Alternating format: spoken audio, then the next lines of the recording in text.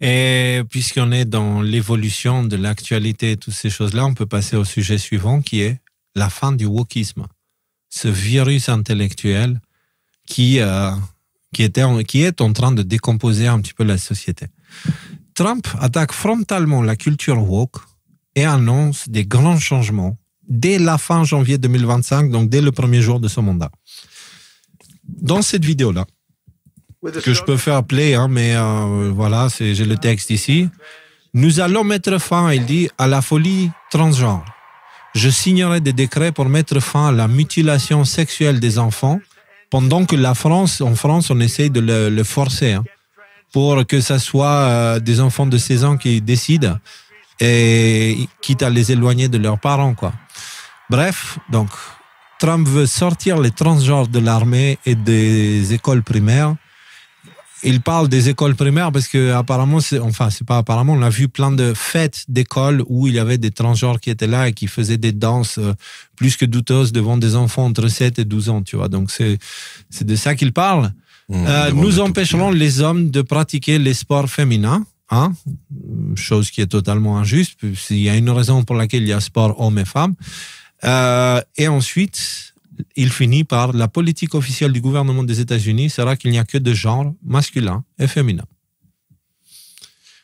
Tu vois, moi, ce que j'aime, c'est, tu sais, quand j'ai dit que j'aimerais arrêter tout ça, c'est parce qu'ils s'exposent eux-mêmes. C'est parce que les médias français ont pris ça et ils ont dit Trump, il a dit qu'il n'y a que deux genres. Tu sais, genre, c'est une mauvaise chose, tu vois, mais ils ne se rendent pas compte qu'en disant ça, ils disent aux gens allez voter Trump. Aimer Trump parce que ce qu'il pense c'est la chose saine, tu vois. Et ils ne se rendent pas compte. C'est à un tel point que j'ai l'impression que c'est vraiment fait exprès là, pour pousser la population, tu vois.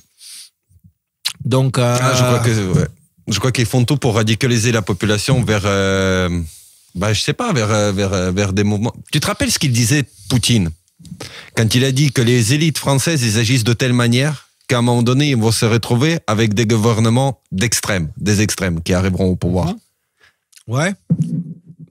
Et j'ai bien l'impression que c'est petit à petit, ça tend dans cette direction-là, quoi. Ça va dans cette direction-là.